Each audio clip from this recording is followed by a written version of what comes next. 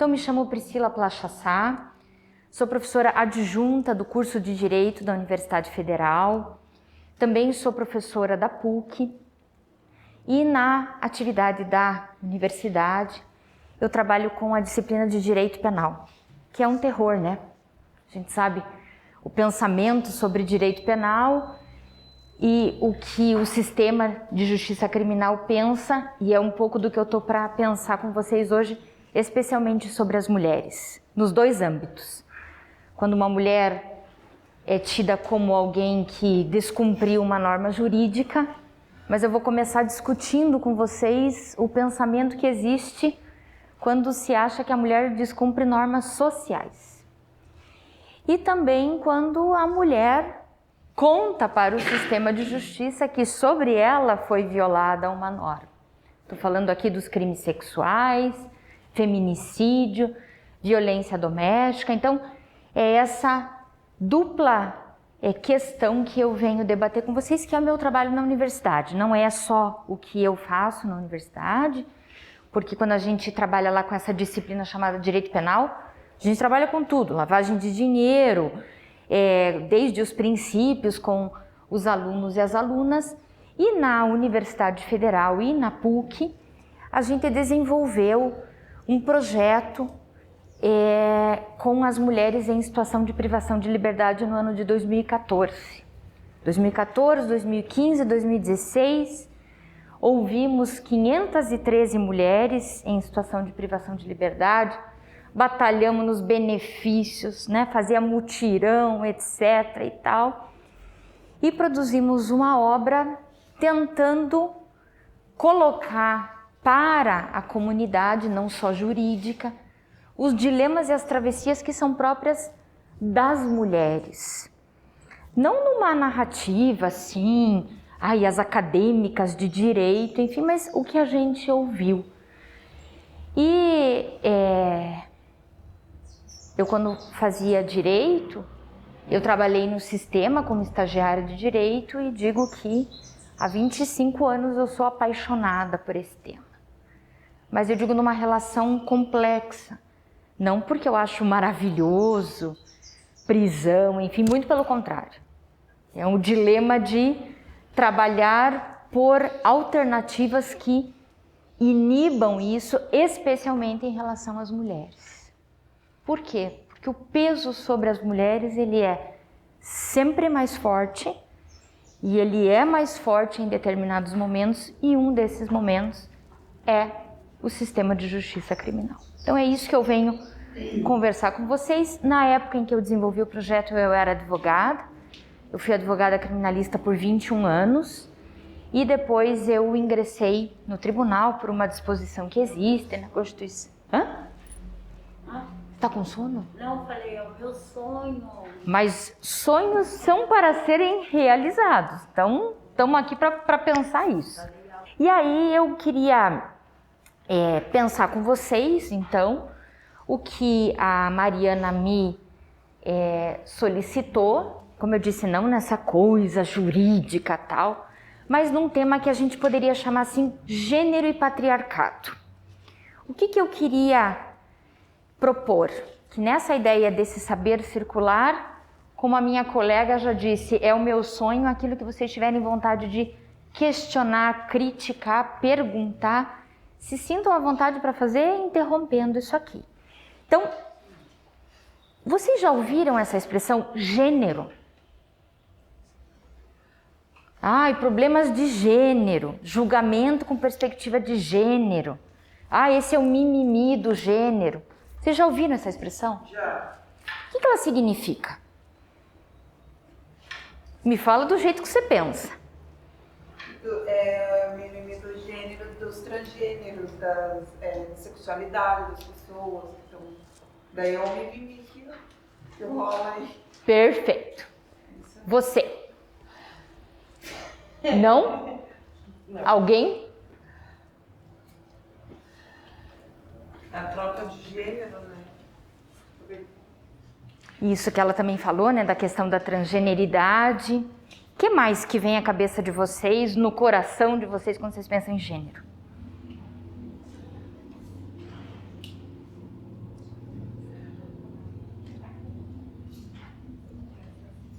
Se eu fosse para uma segunda pergunta, o que é ser mulher?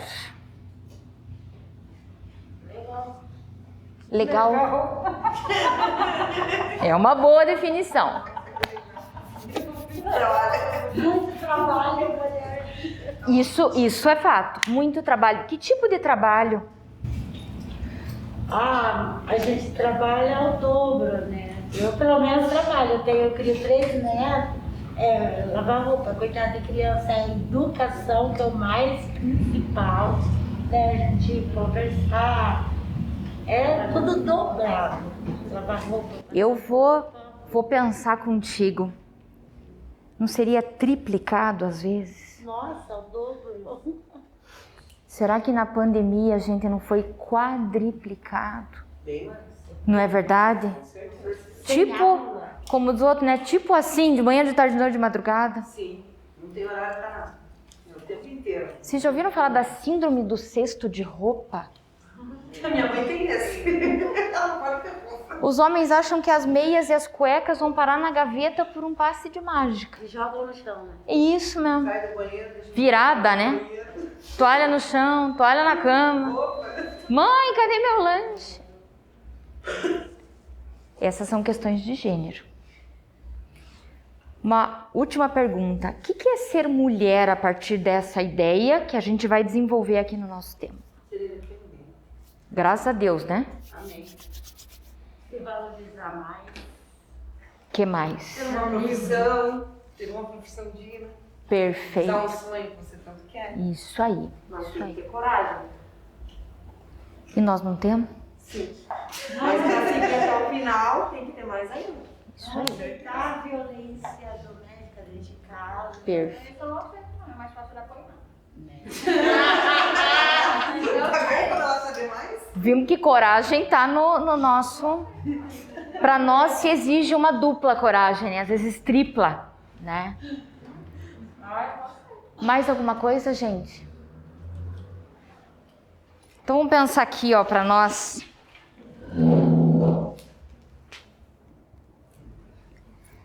Tirando isso aqui, eu tenho 9 objetos. Daí, se vocês quiserem anotar. Um T de tomada, uma armação... Não precisa anotar isso, eu já conto para vocês. Um T de tomada, uma armação de óculos, um durex, um porta-moeda, um chaveiro de futebol, uma chave de fenda, um apontador, uma trena e uma fita.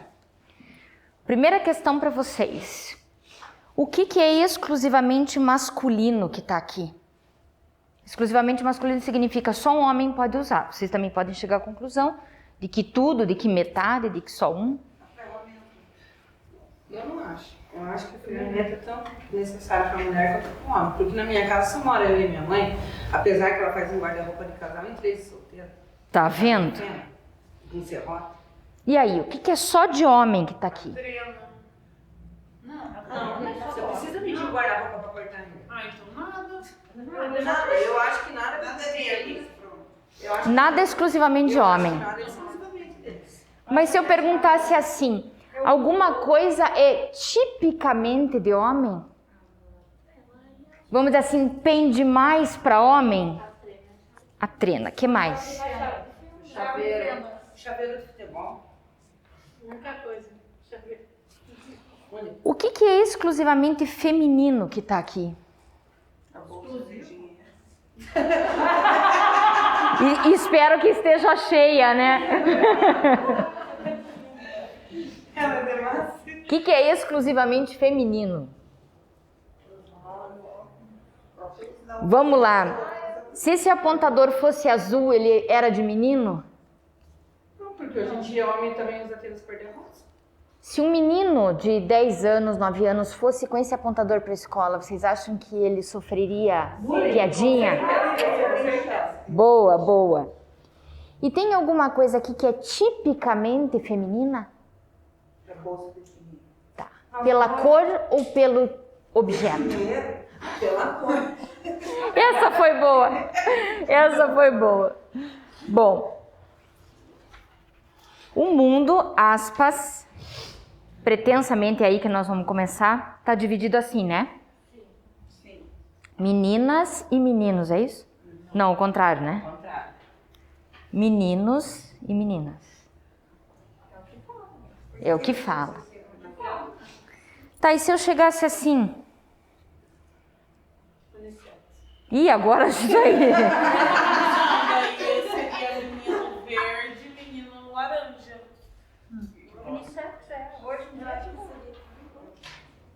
Ah, eu disse o menino de laranja. Na cadeia, sim. Na Ah. cadeia, todo mundo vai. Vocês não são fracos, hein? Aparentemente aqui ficou mais fácil, né? Sim. Mas olha quantas de nós estão com azul hoje. Pelo menos do jeans. 2.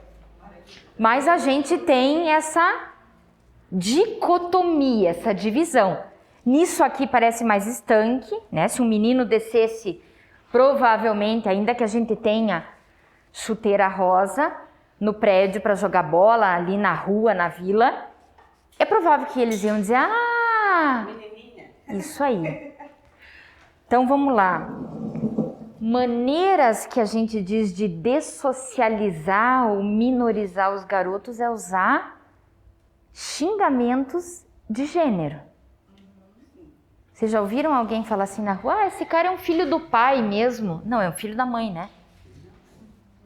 Bom, a mãe, eu não vou falar porque está sendo gravada, mas outros 2 xingamentos, filho da, também são de gênero.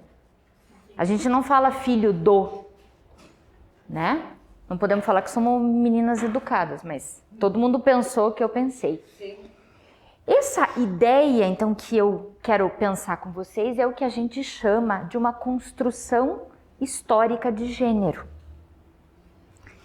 Essa construção histórica, que até um determinado momento ela vem como se fosse estanque, ou seja, ela é imutável, ela nasce do que a gente chama de um critério biológico.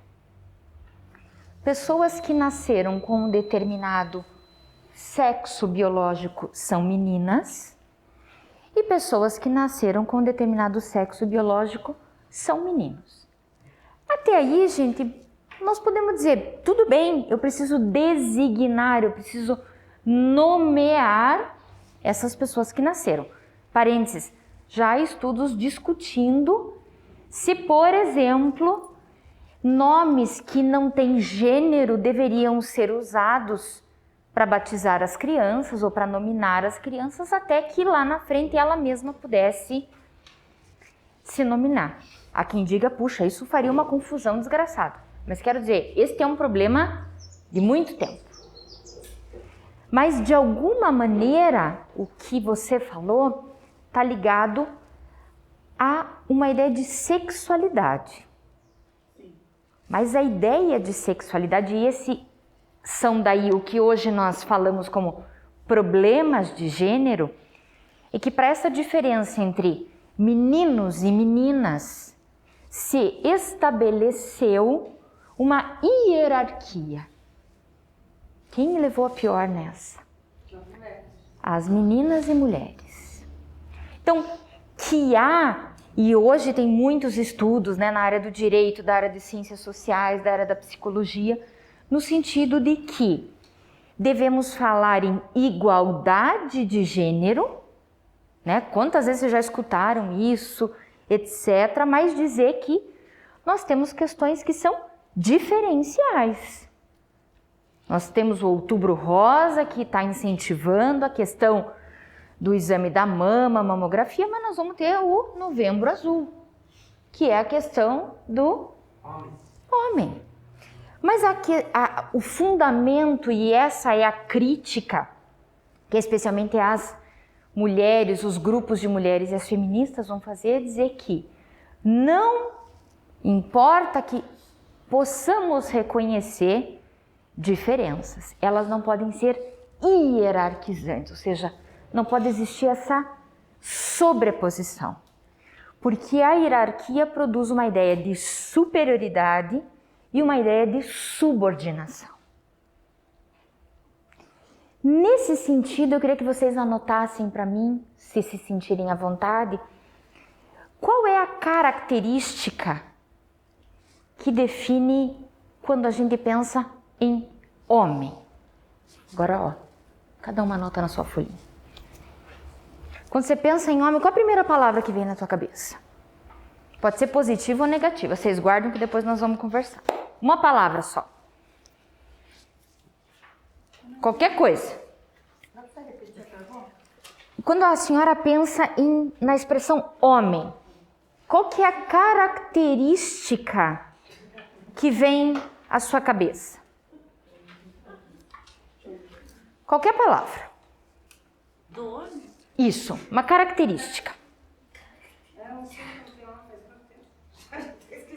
Pensa em abstrato. Por isso vocês estão com papel para escrever. Hã?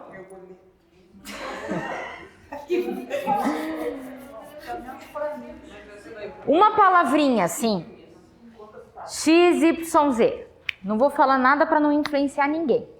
Uma palavra. Na segunda, quem já fez a primeira, se vocês pensam na expressão mulher, qual é a palavra que vem à cabeça de vocês? Uhum. Na segunda linha, e você vai guardando isso aí. Então, isso, a primeira palavra que vem à cabeça de vocês quando vocês pensam em homem, e a segunda palavra que vem à cabeça de vocês quando vocês pensam em mulher. Beleza? Vamos guardar isso por ordem, não quero que vocês me contem.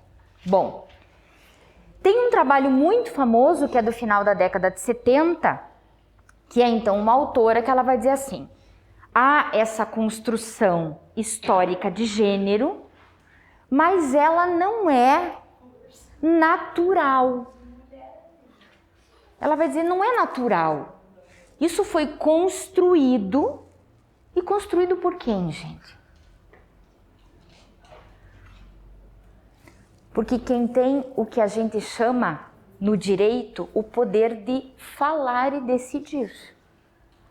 E essa construção hierárquica é feita pelo que a gente chama os grupos dominantes. Vocês já ouviram falar em movimentos feministas? Já. Movimentos de mulheres? O que essa mulherada está fazendo? Tentando dizer o seguinte: essa construção que vocês fizeram não serve para nós. Alguém tem uma ideia quando que essa mulherada começou a se organizar e se reunir para dizer assim: epa, peraí que isso aí que vocês estão fazendo não tá bom para nós? Alguém tem uma ideia? 10 anos, 100 anos, 1000 anos? Há quanto tempo a senhora acha que as mulheres se reuniram para dizer o seguinte: esse negócio que vocês estão organizando socialmente, essa diferença que vocês estão fazendo, especialmente hierarquicamente superior e subordinado, não serve para nós? Bem mais. 1990, por aí, 1990. Bem mais. 1980. Bem mais. 40 anos. Mais. Professor, Miga, muito mais. na verdade existe 60 anos, pequenas aldeias de mulheres que convivem junto, que pensam assim, só que hoje tem a internet. Estamos perto agora. Entendeu? Perfeito. Esse grupo que você está contando pra gente é o que a gente chama de sociedades matriarcais. Sim, as matriarcas. Que diferença que você encontra nas chamadas sociedades matriarcais? Partilha de decisão, comunitarismo, divisão, igualdade e menores cargas que estabelecem esse mais e menos. Então, há um estudo muito famoso chamado A Dominação Masculina, e foi produzido por um autor que disse assim: olha, essas diferenças que nós encontramos, que são construídas, ou seja, elas não são assim naturalmente, elas não podem hierarquizar.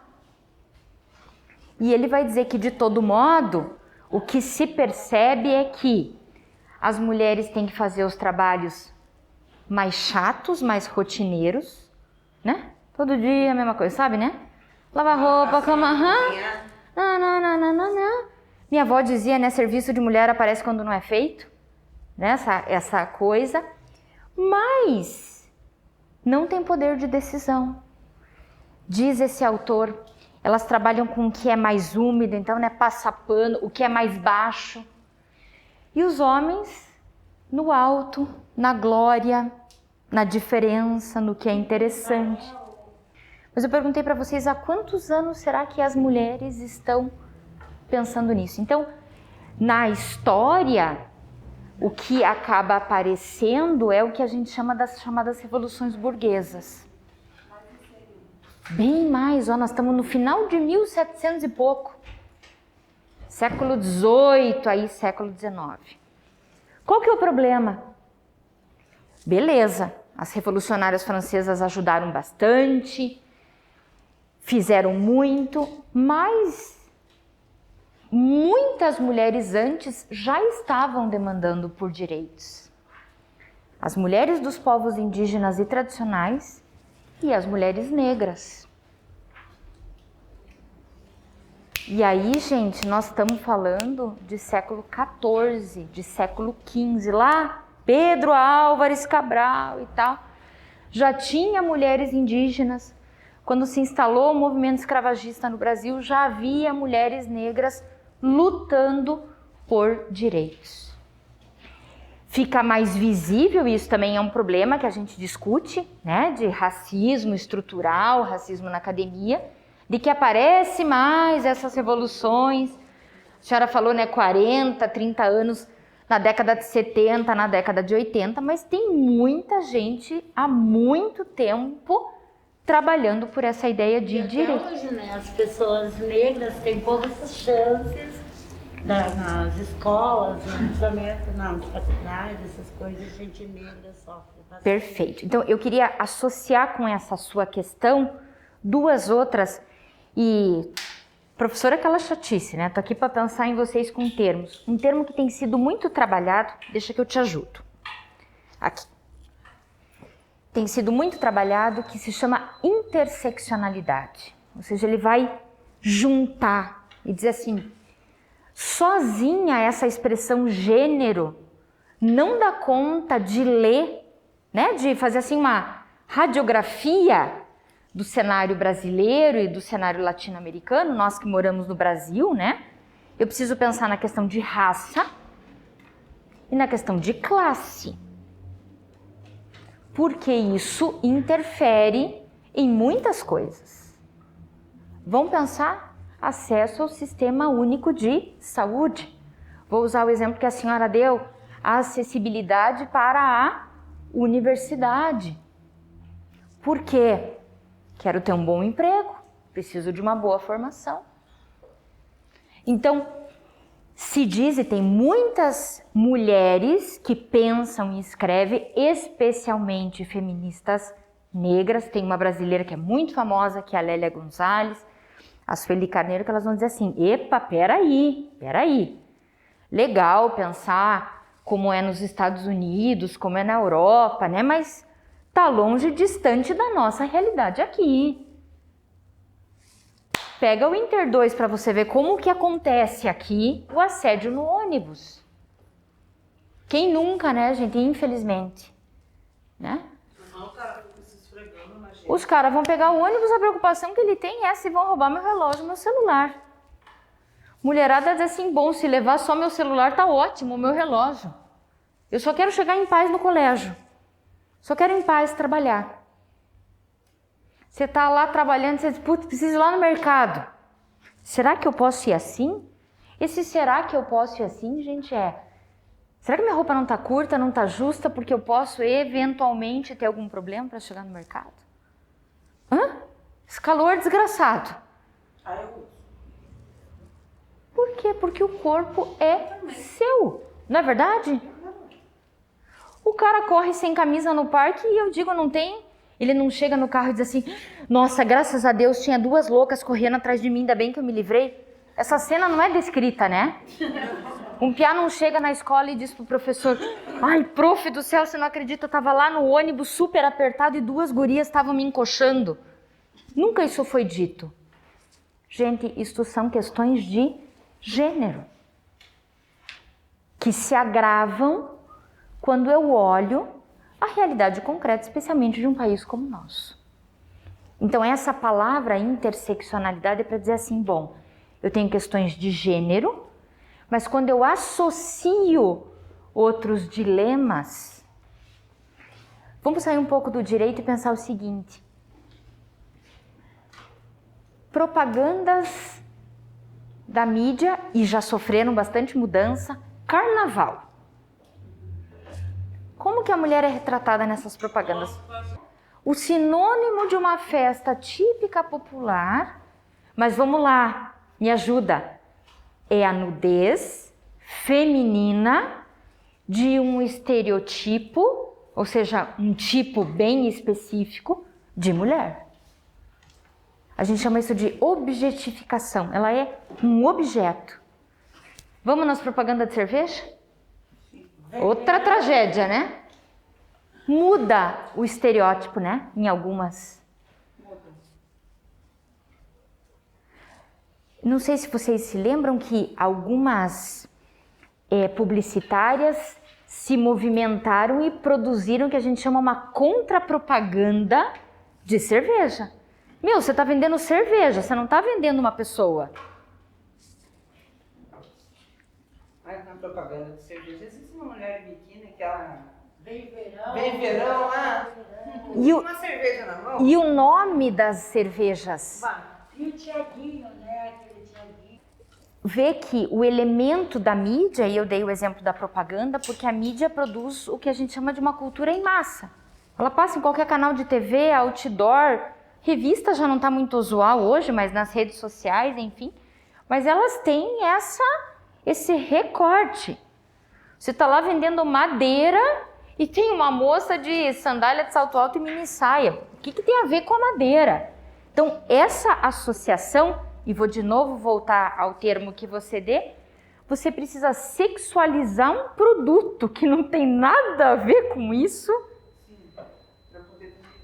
com mulheres. Então, eu queria pensar que, além do gênero, especialmente as mulheres negras, latino-americanas, começaram a dizer assim, tudo bem, a gente tem que pensar nessa ideia de hierarquia e tudo, mas eu preciso olhar, especialmente para a minha realidade.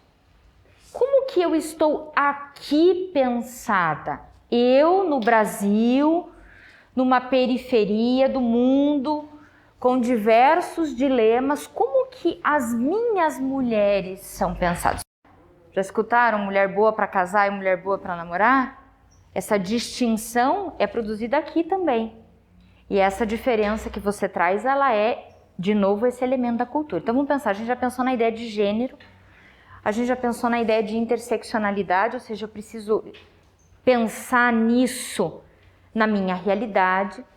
Mas ainda a gente eu vou pegar o que você e a colega propuseram, eu ainda fico transitando numa diferença assim, ou é homem ou é mulher. E essa ideia, ela vem da ideia da sexualidade. Tem toda uma construção pensando, né, que esse homem e essa mulher servem ao Estado, especialmente para produzir força de trabalho. Vão casar, vão ter filhos e vão produzir trabalho. E há críticas, e essas daí sim são mais recentes, ainda que esse fenômeno seja ele sim natural na história da humanidade.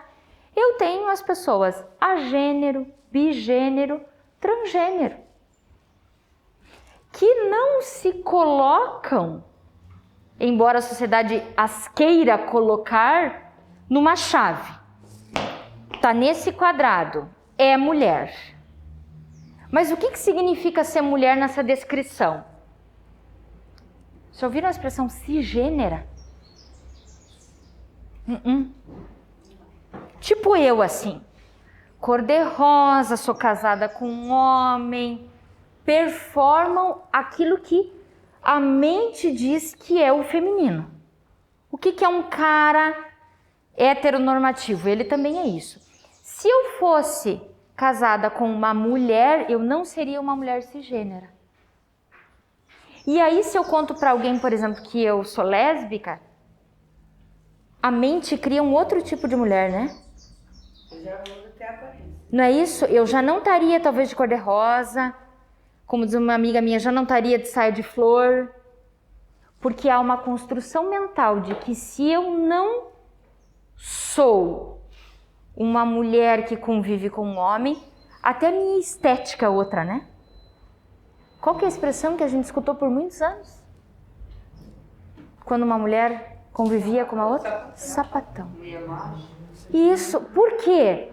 Porque eu estou aludindo que ela precisa performar, ou seja, se comportar nesse quadradinho, como homem.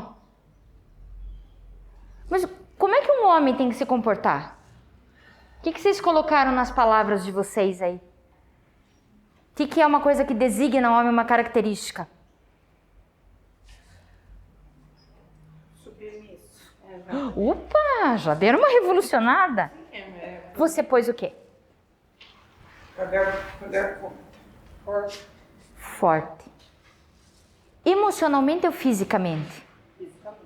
Fisicamente. Então, o que você pôs? Machista. Você pôs? É. Ó, Ave Maria. E você? Capaz. As mulheres estão nervosas já. Pra mim, né? Tá. Que tenho mais tempo, assim, casada, tudo, pra mim, companheirismo. Essencial, né, gente? Essencial. O meu já pegou. Então, A senhora já está na segunda parte da nossa aula, na mudança da masculinidade. A senhora pôs alguma coisa? Coloquei. O quê?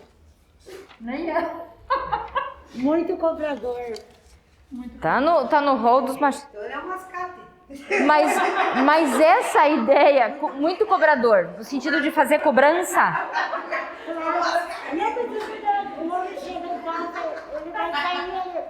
Oh, por que você não... mas vocês são malvados, hein? Por que você não passou minha calça? Por que você não fez? Eu trabalho, faço... É a lista, né? Ah, eu deixei isso daqui pra você ir no mercado, você não comprou? Então vamos pensar nessa diferença do quadradinho da mulher e do homem, nessa ideia assim, o que é o grupo de coisas que define? O que você pôs na mulher, só por curiosidade? Determinação. Guerreira. Hã? Rainha e frágil. Perdão? Rainha e frágil. Vamos lá. Fisicamente, esse frágil também? Tá. Então, a gente vai vendo que estar nessa caixinha ou nessa são coisas que também a gente aprendeu desde criança e coisas que a sociedade disse que nós podemos ou não podemos fazer. Vocês já entraram numa loja de brinquedo? De criança? O que é a impressão que vocês têm de lá? Vou melhorar minha pergunta. Brinquedos de menina e brinquedos de menino. Barbie só pra menina. Barbie é só pra menina, o que mais? Hot Wheels é só pra menino. Bola também. Muita gente diz que é só pra menino. Isso mesmo. Surf é só pra... Isso. A LOL é pra menina. Parada no corredor. Isso é domesticar, né? Então, os meninos fazem 18 anos estão loucos para tirar carteira. Porque passaram a vida inteira brigando de carrinho. Agora eu vou fazer uma pergunta para vocês. Aonde estão os jogos da loja de brinquedo? Detetive, Monkey Mobília. Nos meninos. Em tese, né? Ah, eles são melhores em matemática. Então, eles já jogam. Vocês já viram assim, uma festa de aniversário onde as meninas ganham muitos jogos de tabuleiro? Não. Torra com panelinha, com... né? Então, isso é domesticar. Então, nós já pensamos na ideia de gênero, na ideia de interseccionalidade, nessa ideia binomial. Binômio é ou é menina ou é menino. E pior, associa a isso coisas de menina e coisas de menino. E aí, esse movimento, você falou, né, das redes sociais, da internet, ele tem especialmente questionado isso. Essa estrutura que a gente está pensando aqui, muitas autoras chamam de patriarcado. O que é o patriarcado? É a diferença daquela sociedade que você falou. É a sociedade patriarcal. Patriarca, pai. Patrimônio vem de pater, dinheiro, grana, autonomia, característica tipicamente masculina. E matrimônio, né, característica tipicamente feminina. Não, mas é isso que está pensado. Essa estrutura as autoras chamam então de patriarcado. Engessa as possibilidades. Você fala, nossa, agora que eu sei do sistema, estou ralando, estou trabalhando. E por que está tão difícil? A barra do gênero, essa barra. Preconceito que há na sociedade. Isso, total. As meninas do direito se formam, são super competentes, fizeram muito estágio. Qual que é a dificuldade de inserção no mercado de trabalho? Gênero. E aí, de todo modo, a gente tem, né, como eu disse, uma revolução em curso questionando isso. As redes sociais são muito potentes. Esse fenômeno, especialmente da chamada quarta geração do feminismo, é chamado de cyberfeminismo. Usar essa ferramenta da internet para poder transformar. Muito potentes. Vocês já ouviram falar da Marcha das Vadias? Sim? Já viram? Você já? A senhora sabe por que ela começou, a senhora? Você sabe? Já ouviu? A Marcha das Vadias começou pelo seguinte. Havia uma onda de estupros numa universidade do Canadá. Lembra disso? Havia uma onda de estupros numa universidade do Canadá. E, obviamente, todo mundo preocupado com aquilo, né? Chamaram um policial. O que o policial disse? Bom, se as garotas não se vestissem como vadias, elas não seriam estupradas. Amiga, para chocar. Podemos ver essa frase agora. Slut, né? Expressão em inglês. E aí vem todo esse movimento. A forma de organização da Marcha das Vadias é preferencialmente pela internet. Gente, elas movimentam o mundo inteiro. Não acontece todo ano, mas é um movimento bem potente, paralisado por conta da Covid. Então a gente tem uma revolução em curso. Podemos fazer 10 minutinhos de intervalo? Bom, então a gente vai agora para a nossa segunda parte, pensando em questões, né, coisas, movimentos que tentam, vamos dizer assim, virar esse jogo que a gente está falando, podemos dizer assim, esse jogo do patriarcado. E a gente tinha fechado aquele bloco falando de uma coisa que é bem moderna, né, que é bem atual, que é esse nome cyberfeminismo, né? Mas a gente sabe que de alguma maneira ele está bastante ligado a essa chamada quarta onda do feminismo, que em princípio de mulheres mais novas e tal. Mas a gente tem uma revolução popular em curso, uma revolução comunitária de mulheres. Ou seja, eu posso virar esse jogo no meu dia a dia, com as meninas que eu convivo, com as minhas filhas, as minhas irmãs, e trabalhando essa questão que foi o que a gente começou conversando aqui, essa ideia desse saber circular e popular. E a gente tem no direito, né, legislação que foi construída e tudo. Vou deixar isso para daqui a pouquinho, mas vocês já ouviram, né, Lei Maria da Penha, feminicídio e tudo. Mas eu queria pensar com vocês as 3 últimas palavras, para daí a gente pensar um pouco nessa questão jurídica, vamos dizer assim. Vocês já ouviram a expressão sororidade? E aí, o que é?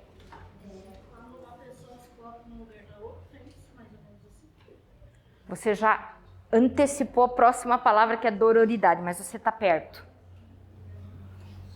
De compreensão. Então a ideia... Perdão, pode continuar, desculpe. Ter compreensão sobre as coisas. Então essa ideia de sororidade... Aprender sobre algum fato. Mas vamos pensar no nosso ambiente. Mulher, né? Isso aí, isso aí, A questão da mulher é a sororidade. isso aí. Perfeito. Minha amiga já definiu o que a gente precisava aqui. Essa ideia de sororidade, então, é esse Perfeito, perfeito. Essa ideia de união e compreensão entre mulheres. Reconhecendo nossas diferenças, né? De interesse. Vocês já escutaram assim, mas afinal o que querem as mulheres? Depende da mulher. Nós não queremos a mesma coisa. Em muitos sentidos, né? Quebra-se com isso aquilo que você tinha falado antes. Inimigas por natureza. Se minha amiga tá de shorts curto e top, e mais, se mexer com ela, mexe comigo. Não é isso? Deixa a amiga andar de shorts, que você tem com isso? Não tem nada a ver, não paga as contas dela. Por exemplo, deixa que os boletos vão continuar correndo. Mas essa ideia de sororidade, essa ideia desse empréstimo, de partilha, de se colocar no lugar. Você já se antecipou para outra palavra que eu queria, daí é se colocar no lugar da outra, que é uma expressão feita por uma mulher brasileira chamada Vilma Piedade, que é dororidade. Me colocar no lugar daquela mulher. Puxa, Priscila, mas ela é tão diferente de mim.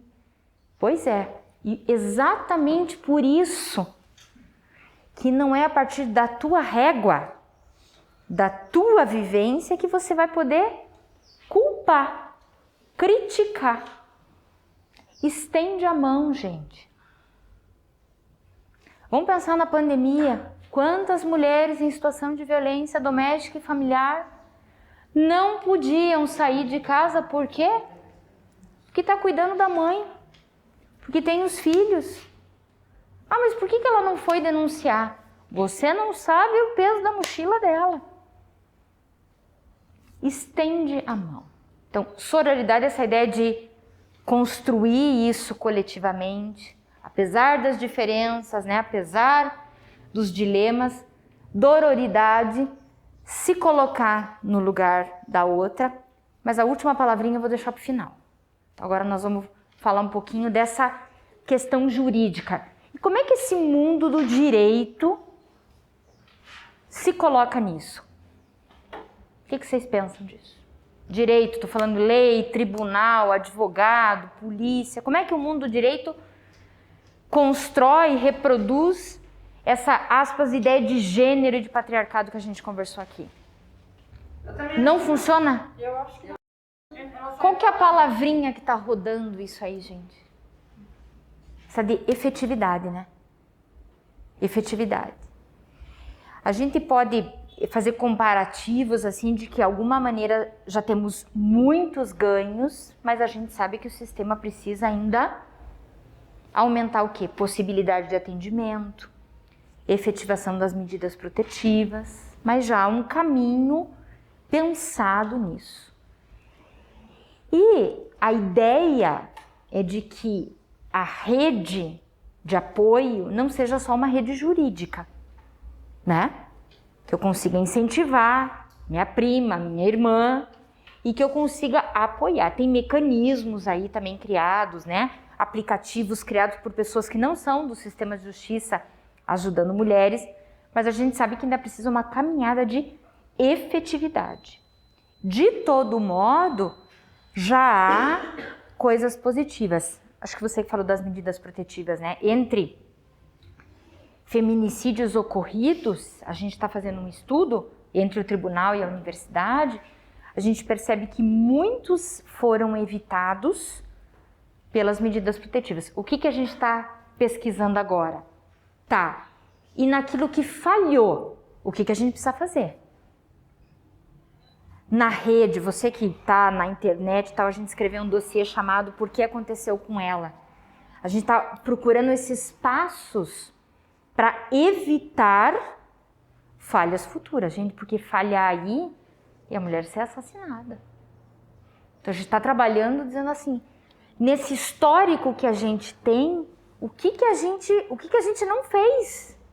Ou o que a gente fez errado? Vocês já escutaram julgamento com perspectiva de gênero? Não?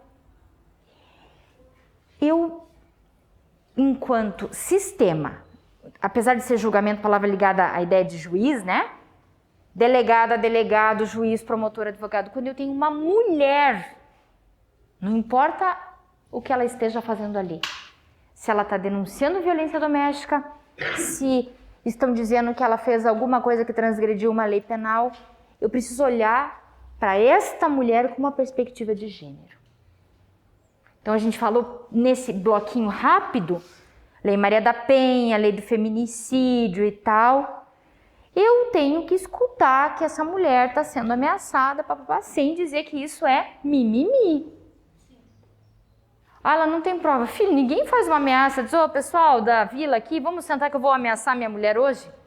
Não. Ah, presta atenção. Faz pelo celular, ainda pega o celular da mulher e quebra para ela não poder levar na polícia. Então, é uma outra ótica. Mas quando esta mulher chega ao sistema acusada de ter praticado alguma coisa, eu também tenho que ter um olhar de gênero. Por quê? Porque as condições nas quais uma mulher está nessa outra ponta também precisa de um olhar de gênero. Ou não, gente? Essa ideia da rede, né, que a gente falava, então, a gente tem a rede do sistema de justiça, tem a rede externa, né, com serviço social, psicologia, enfim, mas essa rede que você nos descreve, que é a rede social, ela é muito mais potente, né? Porque ela é preventiva, em grande parte, e ela é acolhedora, né? Eu acho que o acolhimento é a parte mais importante. Perfeito, né? Porque se a pessoa não se sente acolhida, ela vai se acuar e vai ficar lutando. Isso evita uma coisa que a gente chama de revitimização. A pessoa já foi vítima de violência doméstica, agora está sendo vítima dessa crítica social. Enfim, então, o sistema tem se preocupado, né? Daí o sistema de justiça, em que ele não seja produtor. Tanto quando ele vai escutar uma mulher em situação de violência, seja essa violência de qual for, psicológica, sexual, patrimonial, moral, enfim, mas quando ele também tenha de se posicionar em relação a uma mulher que é acusada de transgredir a lei penal, porque essas são particularidades, né? A vivência dessa mulher, a mulher está lá privada de liberdade pensando nos filhos, ela está pensando na mãe que ficou, ela sabe que a sacola dela não vai chegar, né? Todos esses dramas que são dramas diferenciais. Quando a gente tinha o projeto, a gente fez uma pesquisa no dia de visita da PFP e da PCR. Miga, entrevistamos 97 pessoas. Digam para mim quantas pessoas estavam na fila para ir na PFP. Mais 5, 10. Dessa mão aqui, ó. 2. 3. 3, gente. A mulher é namorada quando cai lá. 3. E uma das pessoas que a gente entrevistou que ia na PCE disse que a filha estava presa na PFP, mas ele não perdoava de mulher ter se envolvido com crime. Mas o filho ele podia visitar. E era uma mulher, era a mãe. Então o drama não é fácil, né? O drama da sacola, abandono afetivo, abandono material, né? E de novo a gente volta àquilo que ela comentou lá, esse trabalho que você tem que se virar. Você também ali está muitas vezes abandonada, emocionalmente, materialmente. Né? A gente sabe todo o drama da sacola, Eu digo, agora ficou, né, visível o problema da pobreza menstrual. Tira aquela cadeia com o absorvente que vem. Né, amiga? Então vamos lá, gente. Na cadeia dos homens, aquela filona, né? Sim. E a mãe sabe, né? A mãe manda sacola, posta lá no correio que pode chegar, que ela não consegue levar, e faz o corre do advogado, enfim. As mulheres, além de todas essas questões, eu digo, a questão da pobreza menstrual, ela é um dilema especialmente para as mulheres que estão nessa situação de prisão. Sim. Para as garotas que não conseguem ir para a escola, gente. Menina falta aula porque não tem absorvente. Né? Não vai para a escola, gente. Não vai. Que lindão, né? Você tá sentada com a calça jeans, daqui a pouco aquele negócio passou tudo para fora. E parece que é uma coisa tipo assim... Meu Deus, os outros vêm ainda falar, ai, que nojo. Que porca. Isso! Que porca. E aí você chegou num... Pode falar depois, desculpe te interromper. Eu não senti. E aí, a gente tem um trabalho de uma pesquisadora que ela discute como os líquidos do corpo humano são diferenciais. Em tese, os masculinos sob controle e o da mulher aquilo, né? E pior, vamos de novo, né? Aspas, né? As piadinhas. Ah, tá com TPM. Amigo, você já teve uma TPM para saber como é que você fica? Pelo amor, né? Eu digo, TPM é temporada para mísseis, né? Não é verdade? Total. E aí, claro, a gente está lidando com essas questões que precisam, de novo, de uma perspectiva de gênero. Então, tudo que a gente estiver pensando nesse âmbito também não pode ser, naquela nossa ideia, hierárquico, né? Superior e subordinado. Mas a gente sabe que ainda temos um caminho, e temos um caminho bastante importante. A gente tem visto que diversos organismos trabalham com isso, mas o sistema de justiça, ele é bastante patriarcal. Bastante patriarcal. Na sua formação, na sua identidade, e a gente tem que colocar barreiras de rompimento. Ter mulheres, mas essas mulheres precisam ter sororidade e dororidade. Para se colocar nessa perspectiva. Né? E estou falando de mulheres nos mais diversos âmbitos. Desde assistente social que vai te receber lá na casa da mulher brasileira, quando você vai fazer até a tua entrevista, como aquela assistente que vai te entrevistar na tua situação de privação de liberdade. O discurso, a narrativa é diferente. Vamos pensar no que a gente conversou aqui hoje de manhã, se vocês tivessem que sobre vocês, escrever a palavra que te define. Pode escrever aí. A palavra que te define. Pode ser, como disse a minha amiga aqui, pelo seu sonho. Qual que é a palavra que te define?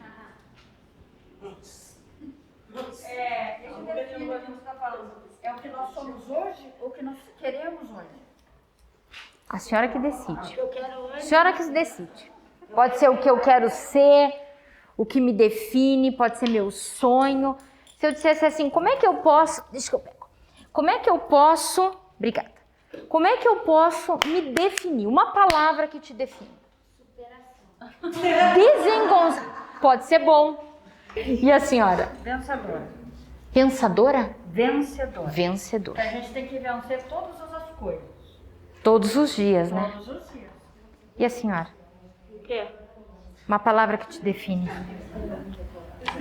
Estudar, ser uma grande advogada, ajudar as pessoas de baixa renda. Perfeito.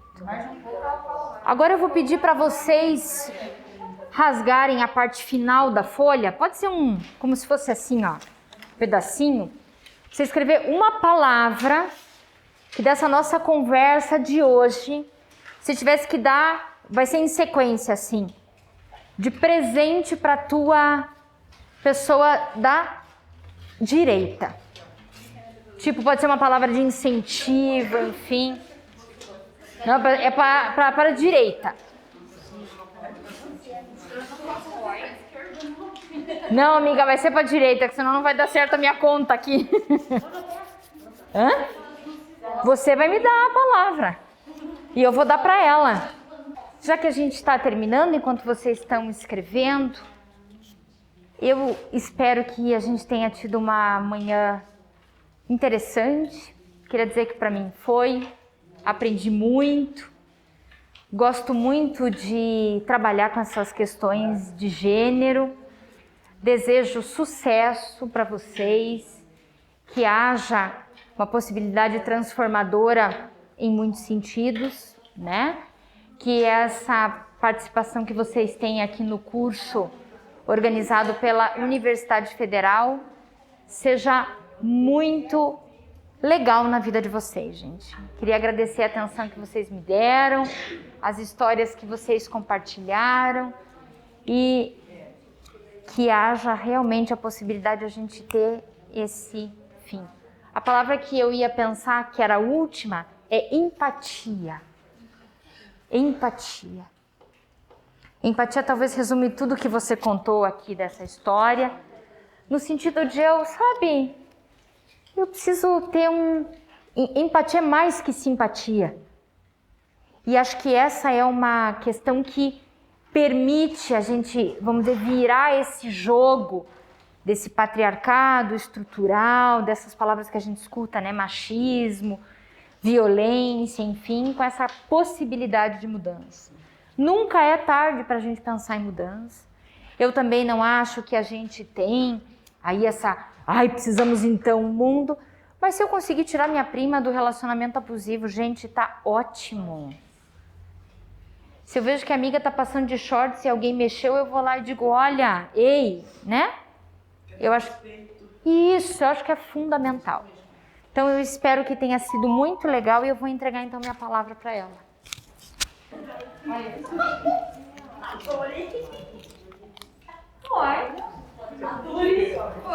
Muito obrigada.